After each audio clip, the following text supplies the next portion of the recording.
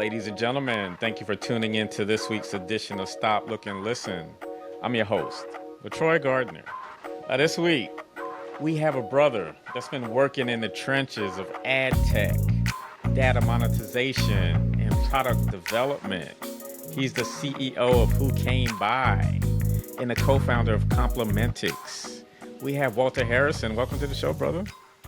Thanks, man. Thanks for having me. Appreciate it. All righty, man. So, has anyone told you you look like Childish Gambino?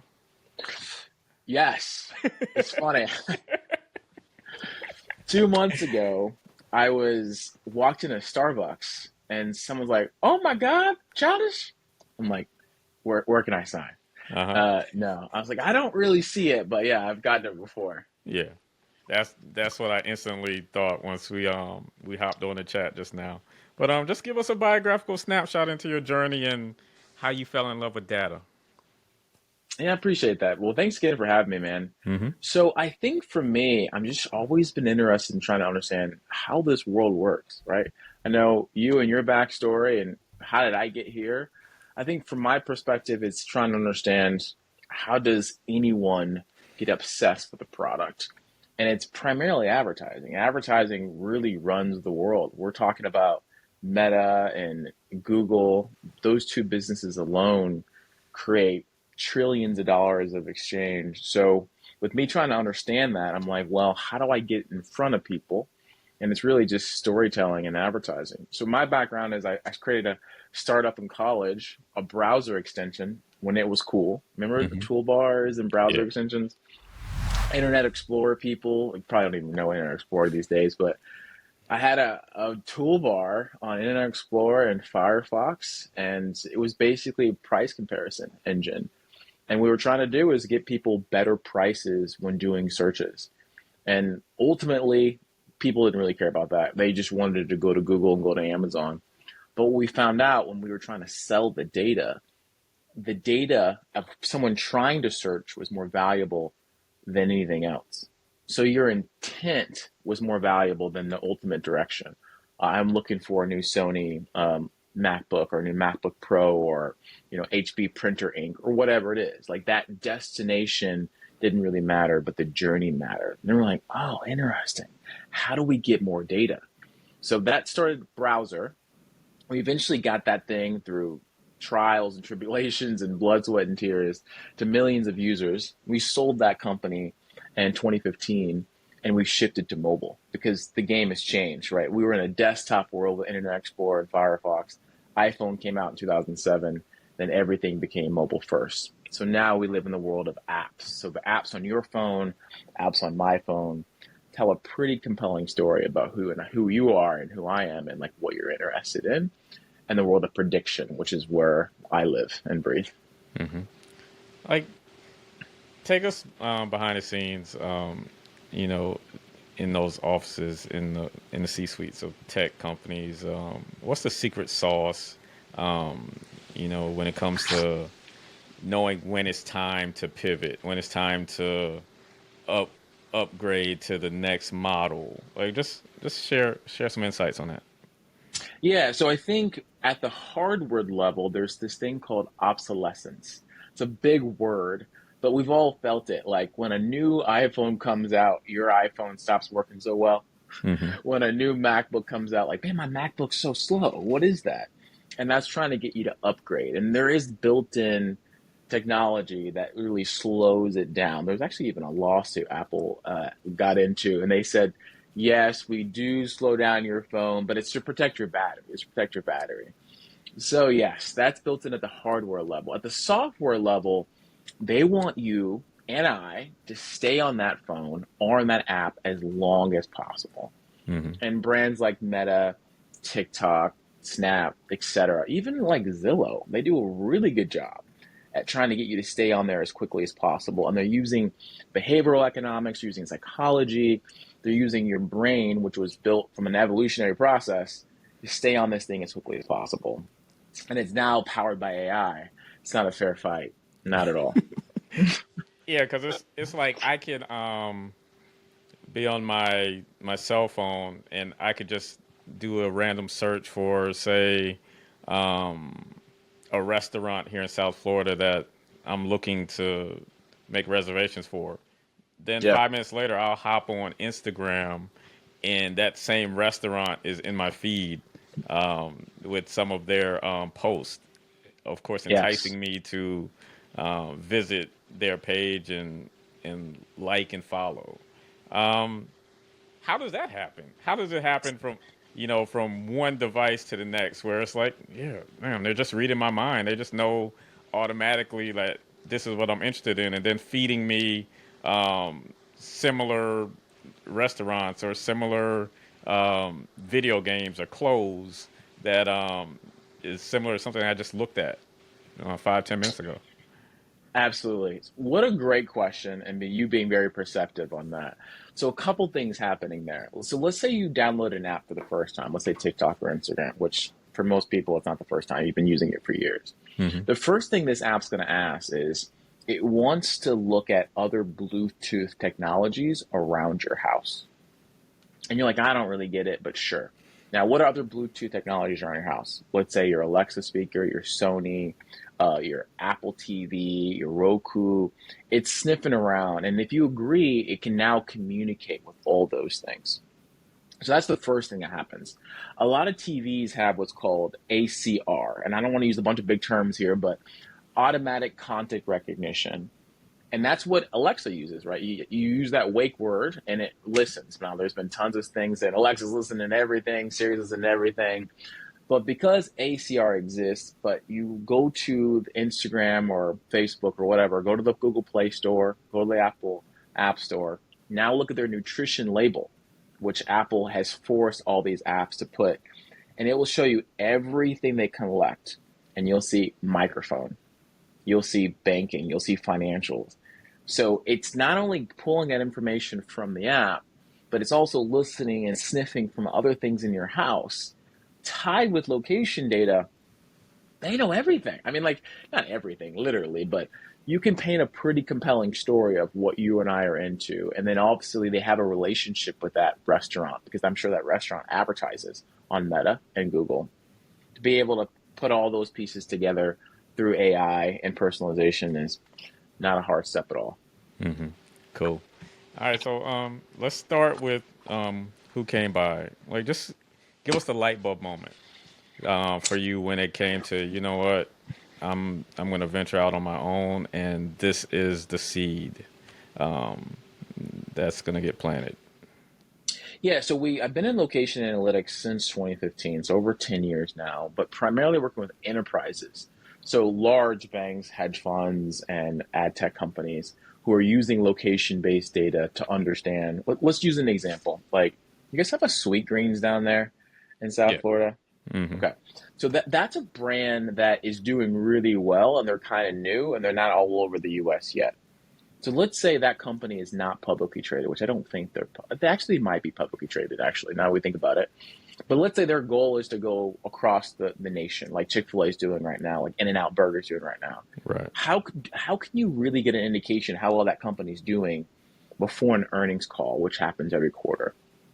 Mobile location data.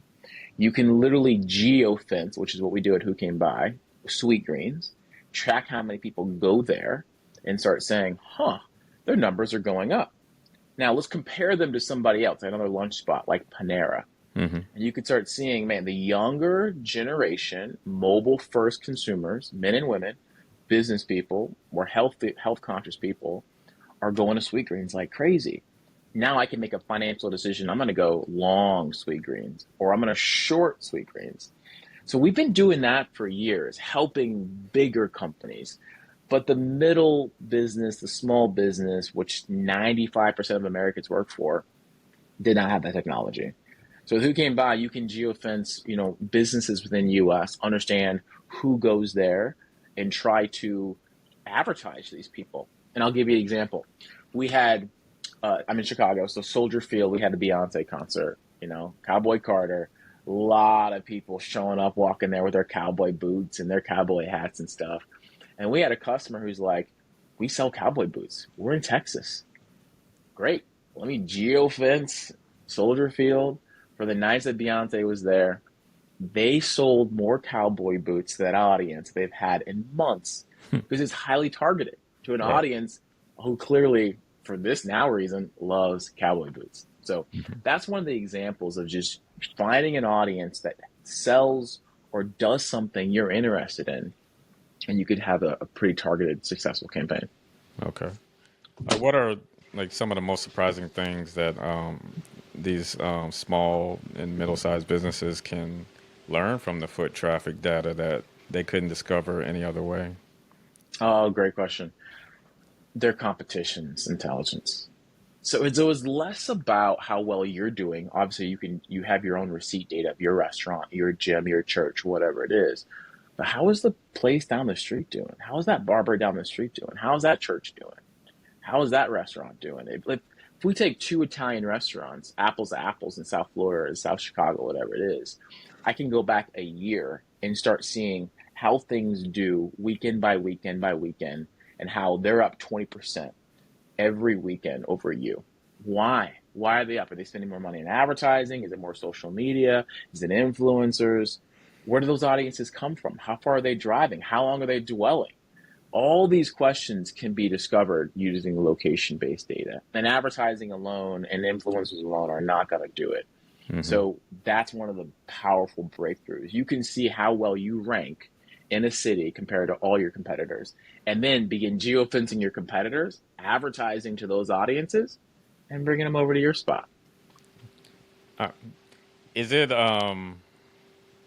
is it a fair fight? So say like down here in South Florida, sometimes me and my wife will go to the beach and we'll try to support the small local businesses, and we'll always sit and have conversations with the owners, and they'll say like, I don't use social media, I'm not tech savvy, um, Mm. I don't know the first thing about um, AI or just any other technological advances. How can they stay competitive in a world that is being controlled by technology? Yeah, I mean, it's not a fair fight to answer your question directly, and it's challenging. So sometimes you talk to these businesses, it's like my granddaughter who's 17 does our social media, right? Or my cousin Ray Ray does our ad campaigns. Is like, ugh. I mean, but they're also so small that they're still in their business. So Hmm. they're serving drinks and maybe hosting and doing QuickBooks and still trying to get people in the yoga class and do all that. So that's really the challenges of small to medium sized businesses, and my heart goes out to them. I think using technology like this, which is kind of more automated, we don't expect you to be in there doing campaigns. You got a job to do. Allow us or one of our partners to do it for you is important. And I think sometimes it's overcomplicated on purpose. The more those little barriers make it harder, which makes it, brands be able to charge them more money. I Hmm. think automated technology like this can go pretty far for a small to medium sized business. Okay.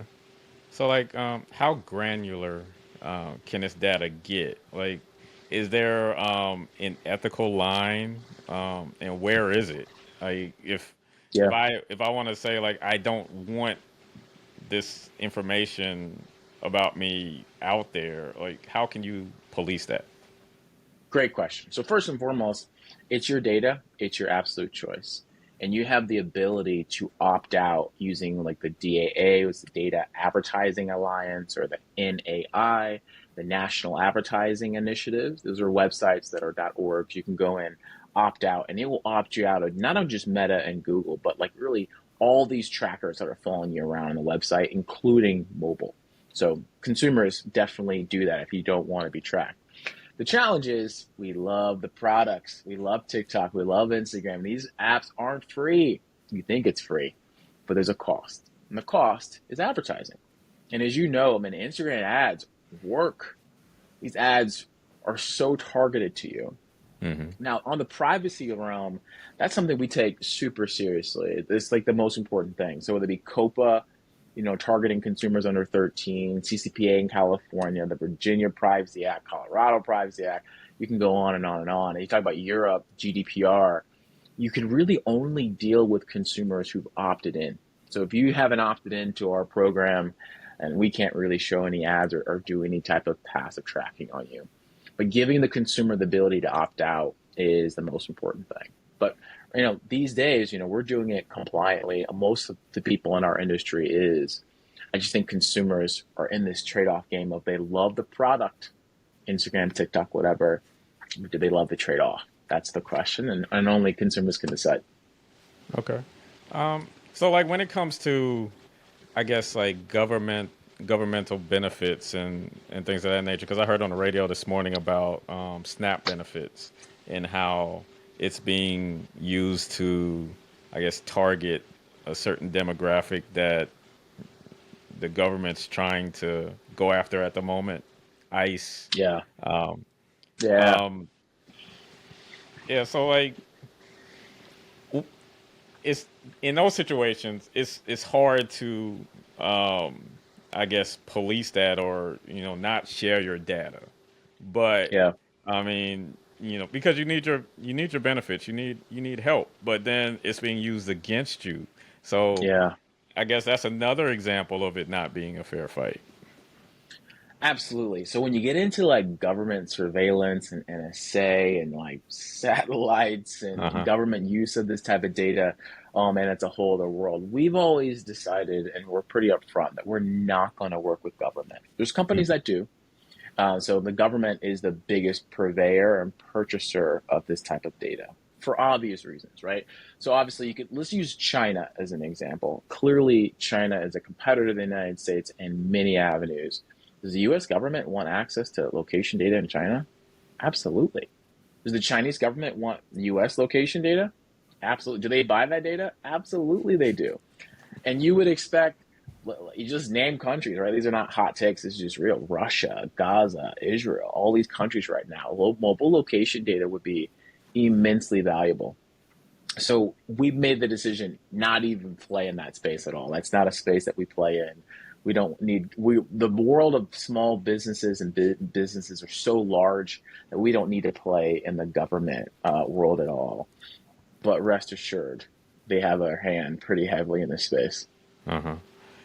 And I think another area of recent news story is this T app, Yeah, where it's sort of like a dating background, like a Carfax report, where women are sharing details on a guy's like behavior, dating history. So when another person is talking to this guy or interested in him, they can just pull up his profile and see what other people have experienced or said about this person. Um, is that ethical?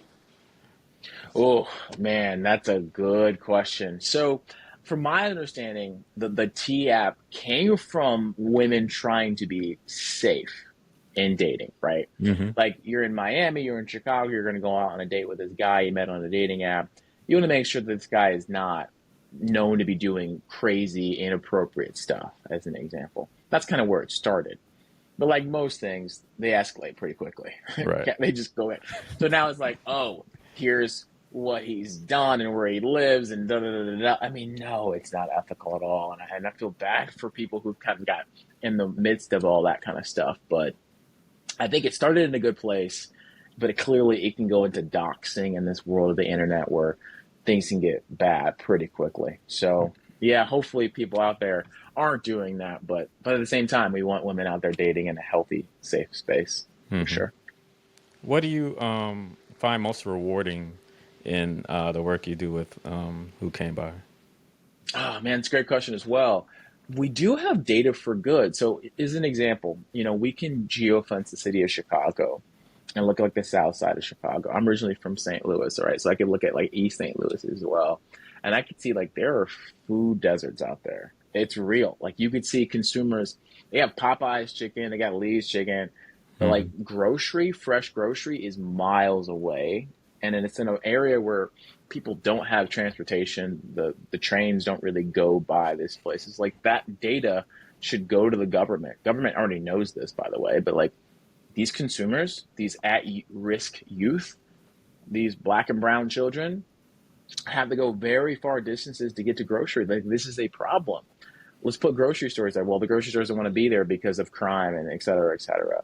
So I think so data for good, using this data, making it free to the government, making it free to nonprofits and universities to make change. Like, okay, maybe we should pop up groceries at this part of time and in daylight hours to help these folks who just have access to fried chicken and places that aren't super healthy for at-risk youth. So that's one of the most rewarding things about our data space is you can see challenges and you can provide free solutions. That's one. The other is like, if I looked at your life on a map with geofencing, it really looks like this. It's a circle. You go to the same places over and over and over again, and you can get highly predictive with that. And I think with the advent of AI, we can make that prediction even better and make your life better as well. Like we can make things more affordable for you. We can make commutes faster for you. We could work with brands that you like and you visit and frequent to give you more discounts with the advent of us knowing more about you. But that also comes with trust at the same time. So that double-edged sword of more information and making you feel comfortable all at the same time. Uh-huh. Dr. Todd McLean provides periodontal and dental implant services in 2 convenient locations. They offer over a decade of experience treating patients, and appointments can even be scheduled in the evenings, weekends, or early mornings. Give them a call in Chapel Hill at 919-537-9774 or in Durham at 919-484-8338 or visit them online at gumsandimplants.org. I guess when it comes to your own personal life, because my wife's a hematologist, so a lot of times when she goes in for her personal checkups and they tell her something, like it's heightened because she feels like she knows way too much, so she doesn't put enough, Yeah. doesn't have enough faith because she knows what she's studied, what she's researched, what people she's seeing on a daily basis. So for you, being in the data space, is there ever a point where you're like, you know what, I know way too much? And Absolutely. Yeah, I mean, like most of the things where it's like, get 15% off, get 10% off, just throw in your email. There's a cost for that. I mean, that so let's say you bought, a $10 item. You're getting 10%. You're giving your email away for $1. I mean, is it really worth it? I know how much your email address is actually worth, right? I mean, it's worth how much? way more than that. And typically, if it's a Gmail address today that's deliverable, 10 to 20 bucks. I mean, it's pretty valuable. Now you can throw in once I know it's a male 18 to 25 and all these other demographics tied to it, it'd be worth even more. So for 10% off of H&M, is it really worth it? They just want your email address. It's a game. But for me personally, things like I know people use TikTok, but like that's the one I'm just like, man, I don't. TikTok's the one I will not use personally. I use Instagram, but like until things potentially change there, it's just not a fair fight. That algorithm is so good. It's so good. It knows so much about you so quickly, and it has access to all these Bluetooth, location, financial, your friends. It knows so much. That could be a doomsday scenario pretty quickly if things don't change. But I get it though. I know why people love it. They're spending more time on TikTok. I think it's like 1.5 hours or 3 hours a day for consumers. They're not watching Netflix and chill. They're on TikTok. And even if they're watching Netflix, they still got TikTok open. So yeah, that's the one for me. I just know too much to use that product.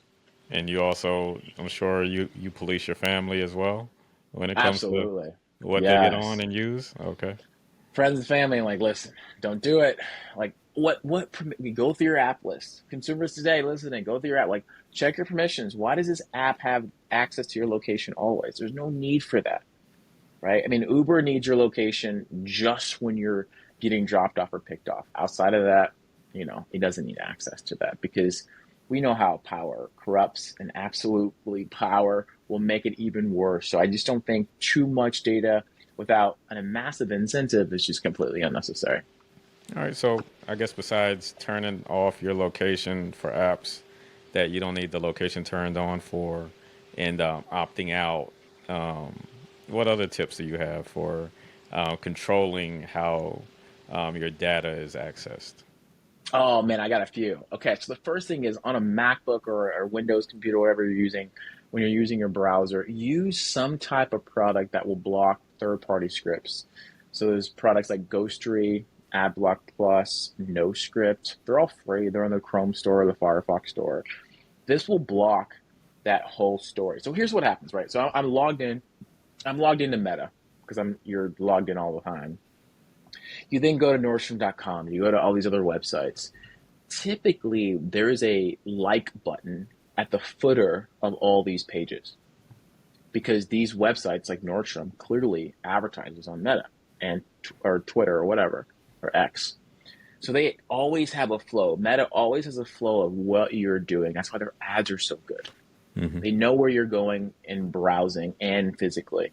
So I think if you use products like NoScript, Ghostery, AdBlock Plus, it blocks that script. So Meta never gets what you bought on Nordstrom. They never get what you bought at Zappos.com or Overstock or Wayfair or whatever it is.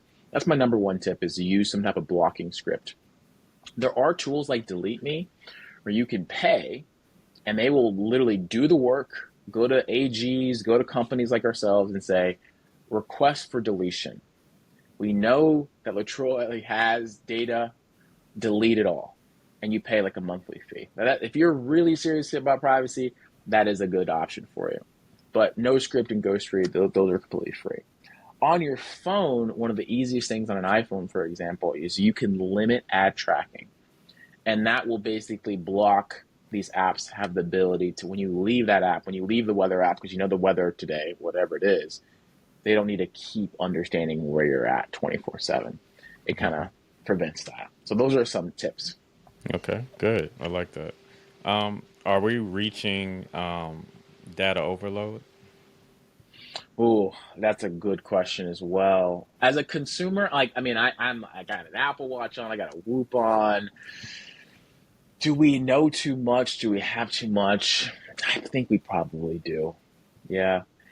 This is where I think AI could be quite useful, is like it summarizes something down to something pretty simple for you about how your body is doing, how you're performing in athletics, what's going on in social media. Social media is more media than social these days. Mm-hmm. It's just all media. It's all advertising and then click-through rates on what you're going to purchase. So I do think things like screen time on Apple and on Android has it as well.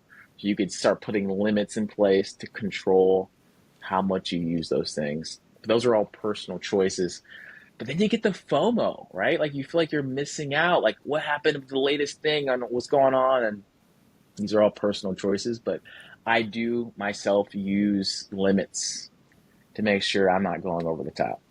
Okay. When I was working at this tech company, Postman, we would always say that like data is gold. So like with that in mind, data being gold or oil, like what's the next frontier? Data is the new oil. I mean, data is still the new oil. So I think before, just kind of going back, let's go back 10 years. It was data powers brands like social media and Google search. At the end of the day, these are the juggernauts. These are trillion-dollar companies these days. These power everything. And now data powers AI, right? ChatGPT, OpenAI, Anthropic, you shoot Llama, Grok, name your AI tool. They have to train on something. Grok, which is owned by X and Elon, is training on all the X tweets and retweets. OpenAI has a relationship with Reddit, so it's reading all these Reddit deals. There's also a lawsuit with the New York Times and OpenAI because OpenAI is reading New York Times. It's data. So all these AI companies need a feed of data to train their AI. This is why Google, I think, is going to still have a massive advantage with Gemini, because Google has YouTube, it has Android, it has Google Search, and it has all the ancillary products around them. So I wouldn't count Google out and kind of surpassing potentially OpenAI eventually, but especially on the B2B side. So data is still the new oil. And now I think it's trying to get specific data. You want intent data, what someone's intending to do, what someone's searching, what someone's interested in doing. Trip to Monaco, like that sentence alone is valuable. someone's intention to go buy back to school stuff. Oh, this person's got kids. Now I can start serving ads to them about kid things. Data is still a new oil. I think it's now how do you refine that oil to create a new product, and that new product is AI. Okay. Were you pro AI or against it? I'm it's like anything else, like the Newton's law. For every action, there's a equal and opposite reaction. Nuclear weapons nuclear could power a city or tear apart a country. It's all about how you use it. And I think AI is a net benefit, but I think as a country and as a species, we always use pendulums like this. Like it's fantastic, and then we're all addicted to it. It's fantastic, and we're all sick by it. Too much sweets, too much internet, too much of anything is not good for you. But I think net it's a benefit, and it will help more than it will harm, Hmm. especially if it's in the right hands. Okay. Yeah, because I guess some of the people I talk to that are against AI is they feel like um, the lack of inclusion when it comes to the data that they're receiving.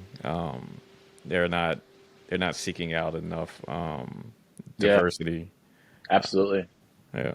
Yeah, if you actually, so on that note, if you actually do any image recognition tools that are powered by AI, you'll notice that it does pretty bad with brown skin, especially like black women, black men. Like that doesn't. I know you think we all look alike, but we don't. That doesn't look nowhere look nowhere near us at all.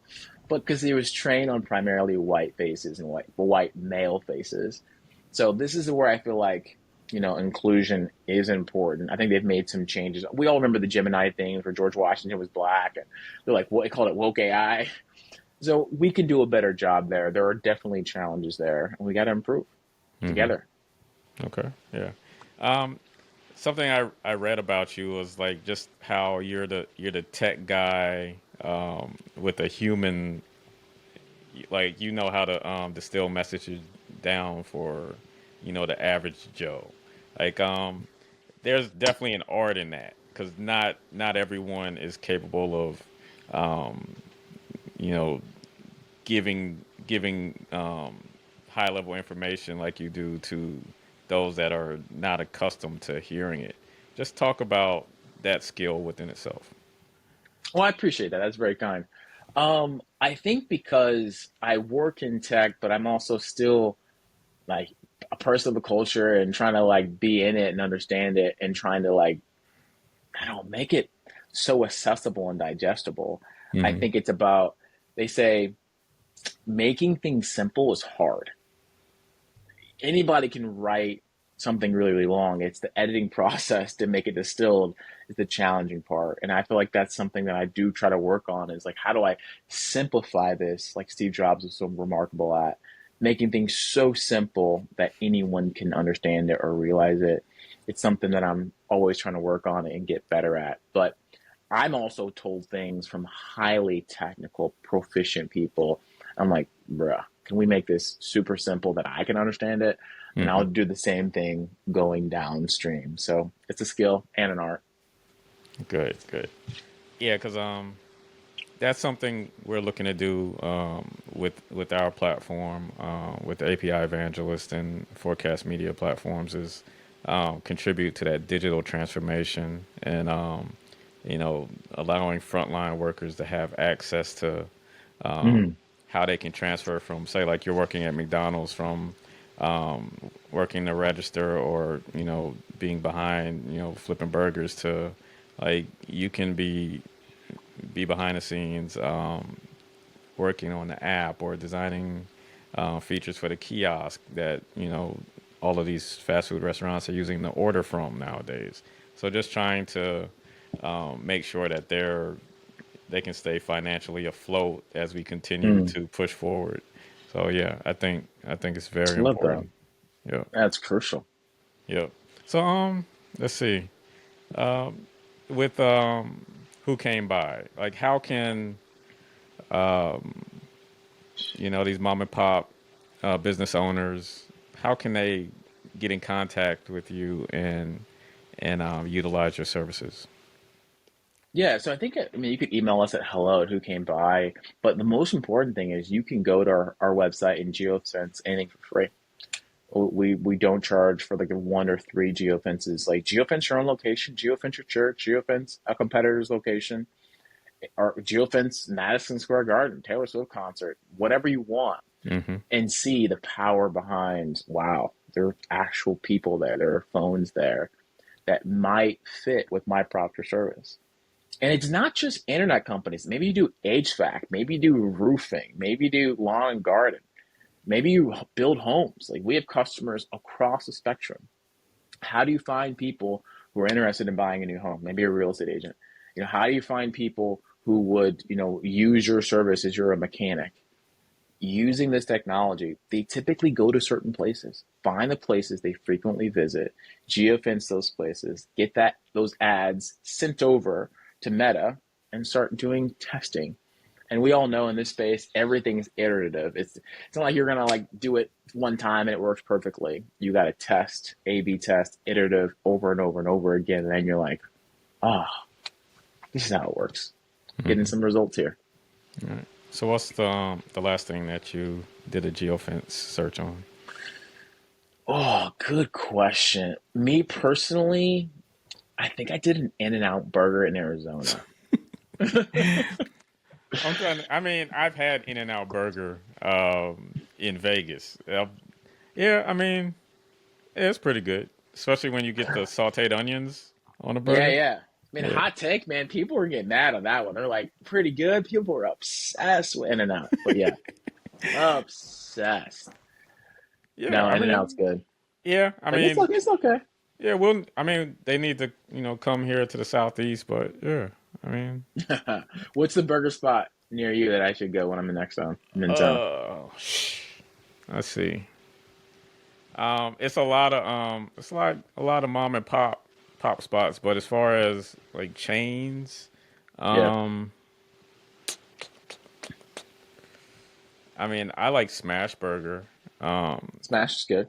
When I was in North Carolina, TripAdvisory has it as the number one burger in the country, and it's in Really? Chapel Hill, North Carolina. It's this place called Al's Burger Shack. So if Mm. you're visiting UNC Chapel Hill or Duke or NC State, go to Al's Burger Shack, and Oh, I would try that. you should definitely try it. I love burgers. I mean, in Chicago, it's probably Au Cheval, one of the best burger places. But honestly, like the burger place you can go all the time that's good. I like Culver's, man. Not a Hmm. bougie guy at all. Tried and true. Yeah. I'd say also I like I'll go to I'll go to Five Guys. I mean, I can take Five Five Guys is Guys. good. Yeah, I can do that. Um, all right. So, like, what's something else about you that people would find most surprising? Find surprise. I think I'm just a nerd at heart, man. I'm trying to figure out how we got here and what's the process and what the future looks like, and trying to look at the past to see if it predicts the future at all. So, history, philosophy, theology, um, obviously technology, all those things together. I think life is a game of patterns. Ray Hmm. Dalio, the billionaire and obviously a great author, he's like in his life, he's trying to find patterns. And once you find a pattern, you're like, oh, that's just another one of those, right? You'll see like biology mimics philosophy in a lot of ways. And it's like, how do these things all kind of tie together? And technology, I think, is not too far off. From us in the savannah using a stick to get honey down, now we use AI to solve our work problems. We use tools, and then the tools at the same time change us. We're being changed by our tools. Social media is changing us. Our use of ChatGPT is changing us for better or for worse. And Hmm. what that looks like in even, not even say like 20 years, in 10 years is going to be shocking, I All think. right. All right. So, like, what keeps I guess that competitive zeal? What keeps you hungry? Like, Mm. as far as like, yeah, I'm gonna continue to um, stay innovative and find these patterns, or like, is there ever a moment of burnout? I know burnout in tech is pretty heavy. Like, how did you deal with that, if you Oh have? man, it's so common. Like even with our employees, and it's like you don't want to burn people out. I mean, like, there's a reason like these big tech companies give you daycare and lunch and dinner and ping pong and being matcher. They want you to stay there as long as possible. Just never leave. Because if you don't leave, their product gets better and they can beat their competition. And it's like a never ending vicious cycle. For me, I think you got to have some healthy habits that like de-stress you. For me, it's running or hiking. Like that kind of like is hard to like, focus on work when you're like trying to climb a mountain or hit a PR on a run. So that helps me. And then also just like reading a book or watching a YouTube video or, you know, spending time with family, like those things will completely get me out of it. But also, I have that drive. I want to win. Like life's short. We all know this, right? I'll be 60, 70 years old one day and I will not think back, man, I drove too hard. I didn't drive. I mean, I'll think about why didn't I go harder? Not in an unhealthy way where I have no family or friends. I'm like David Goggins. Uh Like, huh. I love Goggins, but like, that's a little too hard for me. Too hard. Right. But there's a balance to it all. And I think being able to be in a place where you can understand how everything works and you're not constantly striving is privilege, but also something to strive for. Okay. All right. What's next for you? Oh man, who came by? We're gonna build this thing as big as we can. And I was fortunate enough to sell a company in the past. I think this business has legs and could do the same thing or bigger in the future. And I think eventually who came by goes into international geo. So right now you're geofencing US only. We'll enable Canada, we'll enable Europe, we'll enable all of Africa, Asia, Australia, APAC as well. And then eventually we'll add even more data to it so we can tell a very personalized story that's compliant. And I'm pretty excited about that. Okay. Yeah, definitely. Once again, plug where we can find you if Yeah, you want to release that information, yeah. and We can then help. Yeah. leave us with a parting shot. Yeah. So yeah, you can find me at I think at Matt Walter J Harrison on X, and LinkedIn Walter Harrison as well.